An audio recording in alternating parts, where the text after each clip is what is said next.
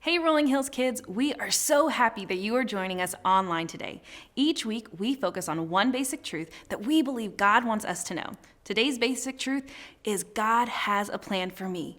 We know that when God made us, He wrote an amazing story for each of our lives.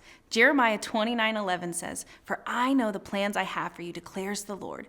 Plans to prosper you and not to harm you. Plans to give you hope and a future." God wants us to trust in Him and the future He gives us. Let's dive into today's story from the Bible to hear more.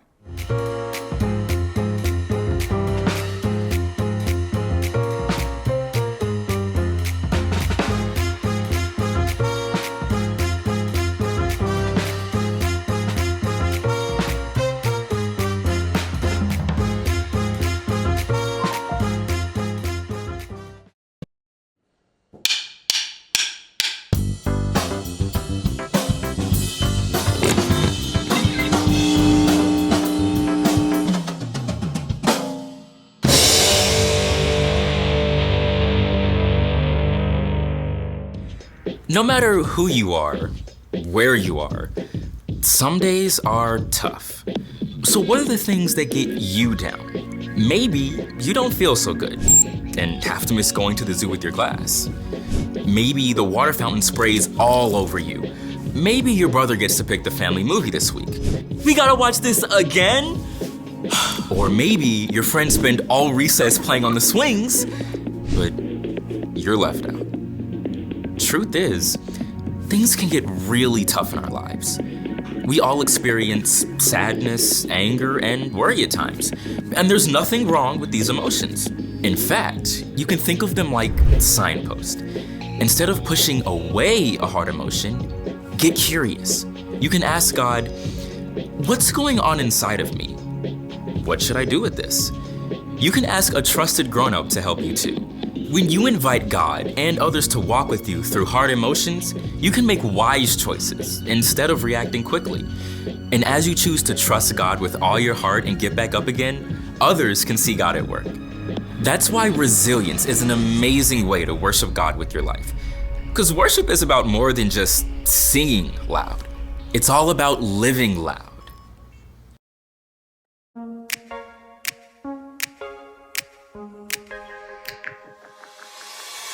I can hear the thunder, I can see the clouds are rolling in, but I am not discouraged, because I know who my God is. And when I'm down, I know it's true, you will lift me up.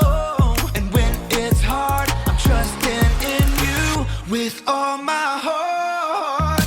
Rain or shine, lift our eyes, get back up again, get back up again. Get back up again. We're gonna be okay, gonna be okay. Okay, okay, okay. We're gonna be okay, gonna be okay. Okay, okay. I know you are stronger, and if you're with me, what could stand against? So I will keep my head up, no matter what the season is. And when I'm down, I know it's true, you lift me up. And when it's hard, I'm trusting in you with all my heart. Rain or shine, lift our eyes, get back up again, get back up again. Rain or shine, hopes up high, get back up again, get back up again. We're gonna be okay, gonna be okay. Okay, okay. We're gonna be okay, gonna be okay. Okay. There's gonna be some times life knocks me down. Yeah. And my weakness has me on the ground. Oh, but I will not forget where my hope is found. Yeah. When there's darkness all around me, I will make my praises loud. Shine, lift our eyes, get back up again, make my praises loud. Shine, hold our eyes, get back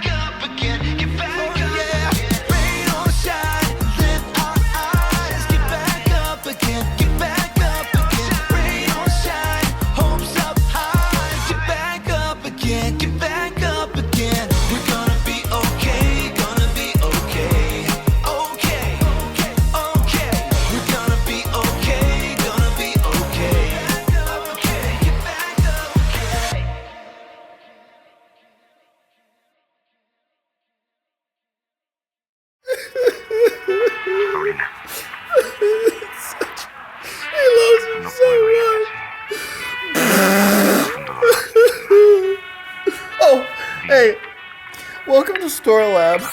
This week we're taking a look at the story of someone who has a big reason to be sad.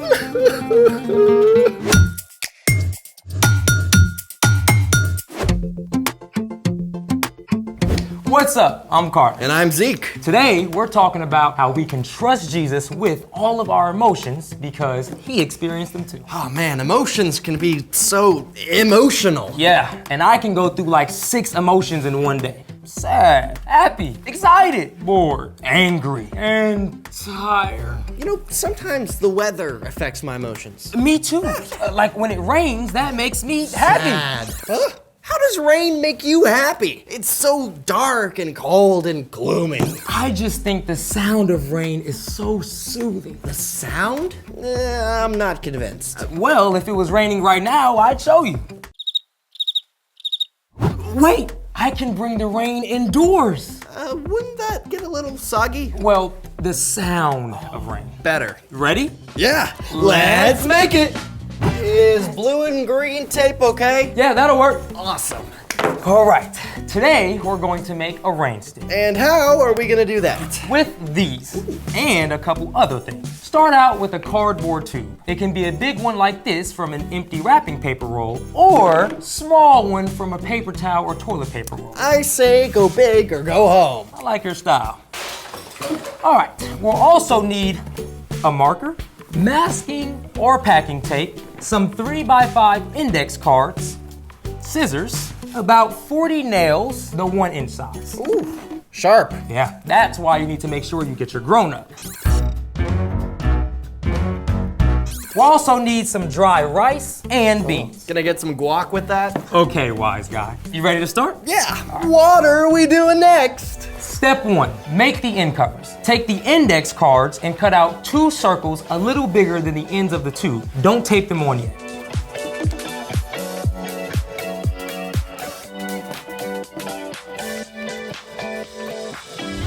They look pretty good. Now, step 2, mark some holes. Do you see the spiral seam on the tube? I do. Using your marker, mark holes all the way down next to the spiral of the tube. All right, starting from the top.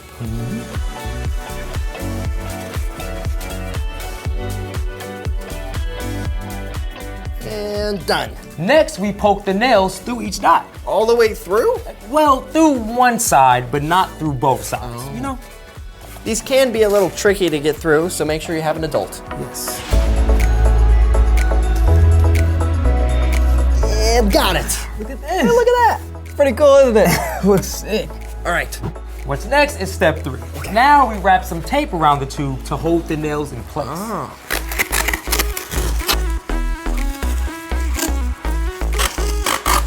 And done. Now, why did we add the tape again? We added the tape so we can keep the nails in place so they don't fall out. Oh, for structure. Yes. So what's next? Next, we tape one of the circles over the end of the tube.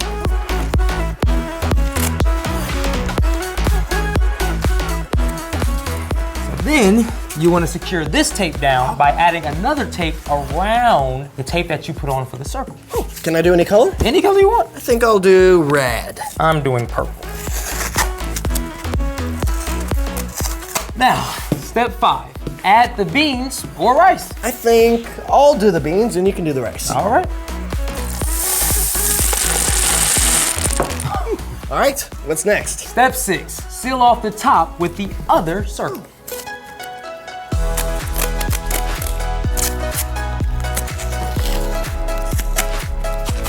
Almost there. Done. What's next? I think I hear a storm coming. Oh, I love it. It sounds like a soft rain. Here. You see that? Hold on, this one's louder. Well, yeah, because the beans are bigger than the grains of rice. When the rice and beans bounce off each nail on their way down, they make a vibration, which turns into sound. Hey, let's hear that a little louder. Oh, great idea.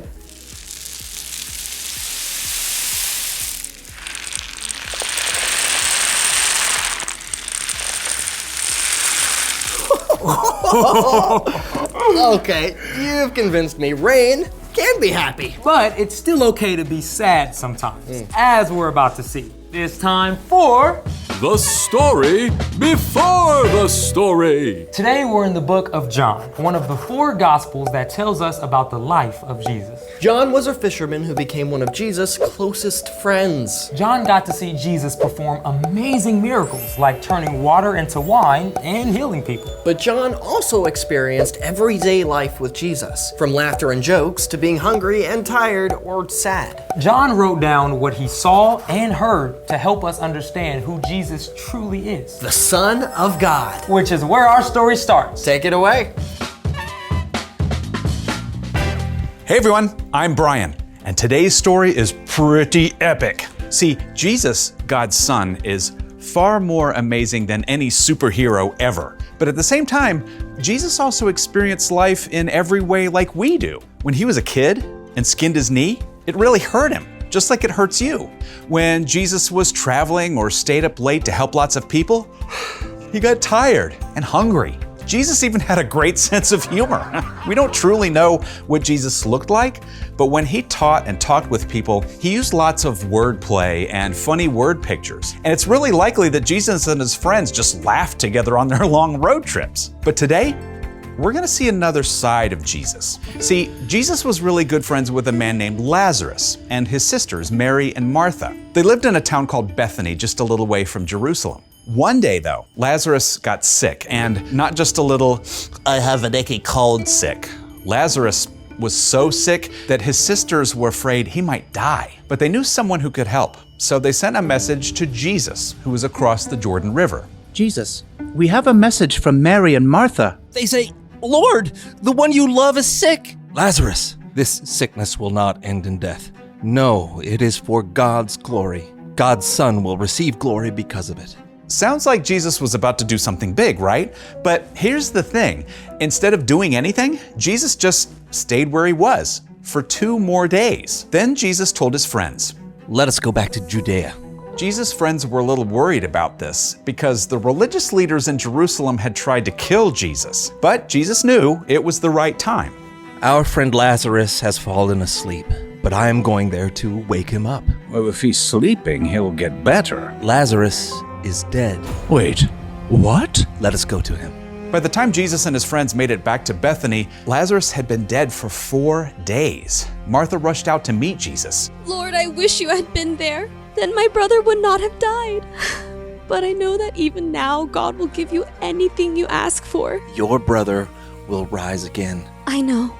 On the last day. I am the resurrection and the life. Anyone who believes in me will live, even if they die. And whoever lives by believing in me will never die. Do you believe this? Yes, Lord.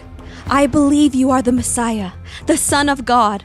Martha ran back to find Mary, who also came out to meet Jesus. Lord, I wish you had been here. Then my brother would not have died. Jesus was incredibly sad. Right along with Mary and Martha, he said, Where have you put him? Come and see, Lord. And you know what Jesus did then? Well, we find out in the very shortest verse in the entire Bible. Just 2 words. Jesus wept. Just like we cry when life feels hard or when someone we love is sick or hurt, Jesus cried too. In fact, Jesus wept even though he knew what was about to come next. See how much he loved him. He's made blind people see. Couldn't he have kept Lazarus from dying? Jesus and his disciples and Mary and Martha and their friends all traveled to the tomb, a cave with a stone across the entrance. Take away the stone. But Lord, by this time, it won't smell good. It's been 4 days. Didn't I tell you that if you believe, you will see God's glory? Well, okay. It took several people to move the heavy stone away from the entrance to the cave. Then Jesus looked up to heaven. Father, I thank you for hearing me. I know that you always hear me, but I said this for the benefit of the people standing here. I said it so they will believe you sent me. Lazarus, come out. What? You can imagine that everybody watching probably held their breath, waiting to see what on earth was going to happen. And then Lazarus came out. He walked right out of the tomb, still clothed in the linen strips they'd wrapped around him. Take off the clothes he was buried in. Let him go. Lazarus was alive. Oh, I bet everybody was laughing and crying at the same time, including Jesus. His friends all knew that no matter how they were feeling, Jesus would share both their joy and their sadness. The end. Man, what an emotional roller coaster. Yeah, I mean, what gets me, Jesus knew he was gonna raise Lazarus, but he was still sad. This world is broken. Death and sadness are real, and Jesus chose to enter into those things with us. Even though he didn't have to come be with us. Exactly. So, what's our part in the story? Well, here's the beautiful thing. No matter how you're feeling, whether you're on top of the world, or if you're frustrated or sad or lonely, you can know that Jesus is right there with you in your emotions. And because of this, God can help you choose something that we call resilience. Resilience is getting back up when something gets you down. That's right, but being resilient does not mean that you just ignore how you feel. In fact, it's just the opposite. Yeah, feel the feels. Invite Jesus to be with you in what you're feeling. Ask him to help you through and to give you the courage to get back up, even though you may still feel sad or lonely. It's like what we feel tells us something really important. Emotions like sadness or loneliness or anger can say a lot about what's going on inside of you. But we don't have to let our emotions control us either. If you're still struggling with a hard emotion, the most important thing is to take how you feel to Jesus and to find a trusted grown-up to talk with. Yeah, like your mom or dad. Or a coach or small group leader. When you take time to pay attention to what you feel and work through it, God can give you the resilience to get back up. And you can know no matter what you're feeling, you're never alone. I feel pretty good about that. Me too. See you next time. So, here's the thing. When you're sad, remember, you're not alone. Because Jesus experienced all the sad and hard emotions that we do. He's right there with you. And it's always good to reach out to other people you trust, too. Hey, thanks for showing me how to make a rain stick. No worries. Are you still feeling sad about the rain? Nah, you gave me a new way to look at it. Now rain is music to my ears. Thanks for joining us in the Story Lab. See you next time. I wonder what other stuff we can put in here, like jelly beans. Or like marbles. Oh, yeah. I'll go get some stuff. Okay.